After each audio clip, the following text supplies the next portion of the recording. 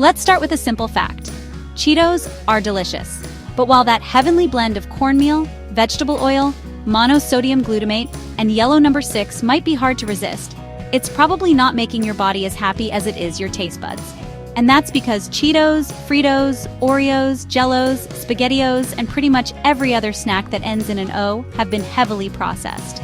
And from what we can tease out of a bunch of messy data, that category of food appears to be pretty bad for you, which is a problem because they make up, what number do you think I'm going to say right now?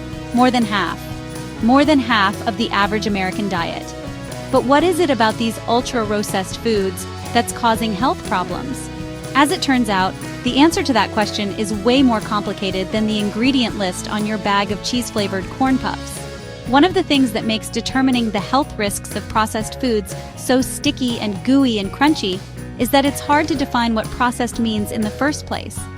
The first step is understanding all the ways foods can be processed. Even something as simple as chopping up a strawberry or roasting a potato counts as processing. But processing includes lots of other things. You got pasteurization, canning, jerkifying, but generally foods are categorized as minimally processed, processed, or ultra-processed. Minimally processed foods, or MPFs, are just that they are minimally processed. Not much has happened to them between the farm and table, and what does happen to them tends to be a physical change rather than a chemical one. Chopping and cooking food are examples of minimal processing, so those sliced strawberries would count as MPFs. But many foods have been more than minimally processed before they get to us. Processed foods are those that have been manipulated from what grows in nature, often using chemicals on top of that physical processing. For example, bacon isn't a pig. It came from a pig, but it was sliced and cured and treated with preservatives. Similarly, a prepackaged smoothie isn't fruits and veggies. It probably includes fruits and veggies, but they've been peeled and pulverized and preserved and combined with other ingredients like milk or yogurt. But if bacon comes from a pig and smoothies comes from fruit, where do Fruit Loops come from? Like Cheetos, they are an example of ultra-processed foods, or UPFs. This category also includes stuff like ready-made meals, instant noodles, and candy. And let's not forget ultra-processed drinks like Kool-Aid, soda, or energy drinks. Preservatives, emulsifiers, and synthetic dyes can figure heavily in UPFs. But while understanding what goes into processed and ultra-processed foods is one piece of the puzzle, understanding why certain foods are processed can give us even more clarity on how processing can affect food and the bodies it goes into. Sometimes processing can make food healthier. Cooking and fermentation can make certain foods more nutritious because processing makes nutrients accessible. For example, your body is going to be able to pull more vitamins from cooked asparagus than from raw. Processing can also make some foods safer. Pasteurization and natural preservatives like salt allow food to travel longer distances and stay shelf-stable. Freeze-drying increases shelf life and preserves nutrients and antioxidants. Also, on the safety front, fermenting stuff like milk and soy can make them less dangerous for people who are allergic. Polishing certain grains can also reduce fungal toxins, making them safer for consumption. And sometimes nutrients are added to processed foods to make them even better for you, a process known as fortification. For example, sometimes vitamin D is added to milk or iodine to salt. Most of these examples would be considered processed rather than ultra-processed, thanks to that end goal of maintaining as much nutritional value as possible. But the impetus for ultra-processing is not quite so noble. UPS are an incredibly lucrative business for food companies. To start with, they are cheaper to manufacture, mostly because synthetic ingredients can be cheaper than natural ones. And because many UPFs don't require refrigeration, they're easier to transport and store as well. But to top this all off, they are very popular with consumers for a couple of reasons. They're super convenient for one thing. Many UPFs are ready to eat off the shelf or need just a quick stint in the microwave, much easier than cooking from scratch. And grabbing a ready-to-go meal is often cheaper than purchasing ingredients and doing it yourself.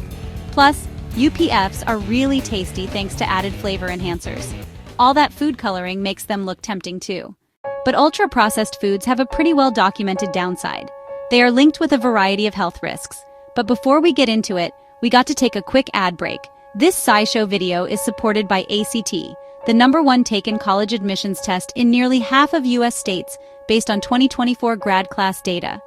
And if you're wondering why so many students take the ACT, think about the choices they offer you to test your preferred way and get your best score possible. You can take it online or on paper and with or without science questions. Plus, you can try out real ACT questions beforehand at quizme.act.org. The enhanced ACT also gives you the shortest test time yet with 44 fewer questions, which means more time per question and less stress. You can learn more about the ACT or register for the next upcoming test at act.org/scishow, the QR code, or the link in the description. To start, before we get to the risks of eating UPFs, a reminder that correlation doesn't equal causation. So even though we can see correlations between eating UPFs and various negative health outcomes, there could be other contributing factors here. Like if I'm chowing down on some Cheetos because I'm stressed out and don't have time to prepare anything else, it can be hard to tell if my raised blood pressure is due to my stress, my snack habit, or some other factor entirely. It's also tricky to determine whether it's actually the ultra-processing that's the problem, or high levels of sugar and salt and saturated fats that these foods tend to have. But we can use meta-analyses to compare lots of different studies on UPFs, pretty much all of which report certain health risks associated with them. These meta-analyses of observational studies have found correlations between UPF consumption and hypertension, kidney disease, depression, anxiety, poor sleep, some cancers, premature aging, cardiovascular disease, type 2 diabetes, and obesity. There's also what appears to be an association between UPFs and overall mortality, meaning the more UPFs you eat, the more likely you are to literally die. The thing is, these studies can't answer how UPFs have these effects, and they can't exclude those confounding variables. For that, you'd need controlled conditions. So you could run an experiment that strictly assesses UPFs versus non-UPFs, no other variables, which we can't do using humans.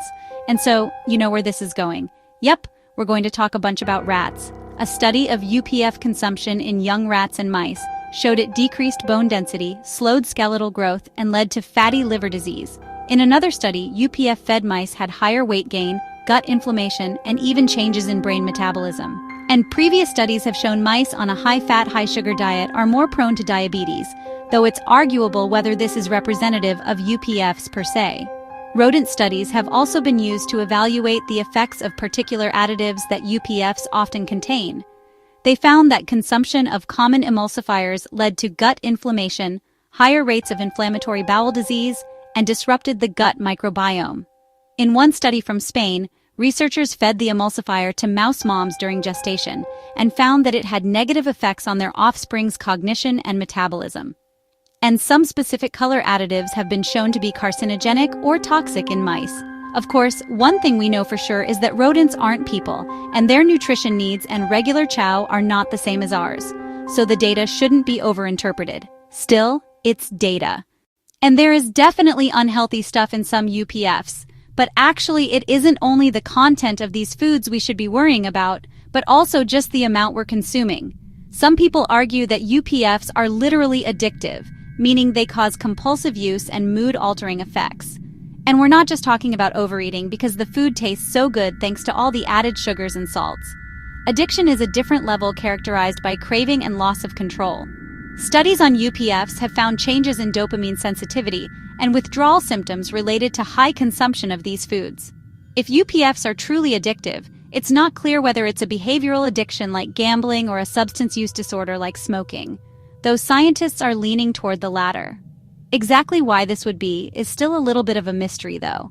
It could be that they have less fiber than whole foods and are easier for the gut to absorb, meaning they hit your body faster and harder, but this is all still being investigated. Either way, the seemingly addictive nature of UPFs may have been deliberate. Both Kraft and General Foods, which are large food suppliers responsible for UPFs such as Jell-O and Lunchables, were once owned by Philip Morris. Yes, the same Philip Morris that makes Marlboro cigarettes.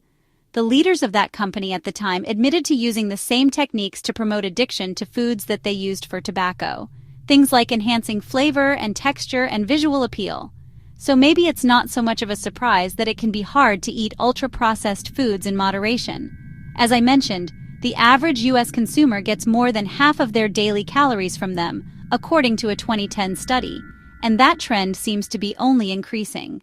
All that said, you don't necessarily have to chuck all your Cheetos straight into the trash to live a healthy life. There is so much more that is left to be studied when it comes to UPFs. We need more research to know exactly what is behind these correlations. not to mention the fact that I'm not a doctor or a food scientist. So you should always consult your real doctor for advice on your health and take all of this with a grain of salt, but not too much salt and not mixed with sugar and fat. That's not ideal. So definitely it is smart to be mindful about how many UPFs you're eating. And where you can, it's a good idea to take the path of less processed. But of course, we're not here to shame you for your love of breakfast cereal, boxed mac and cheese, ramen noodles, or any of those other tasty and convenient UPFs. The most important thing when you grab a bite to eat is to be informed so you can make conscious decisions, because knowledge is sweeter than anything you'll find in the snack aisle.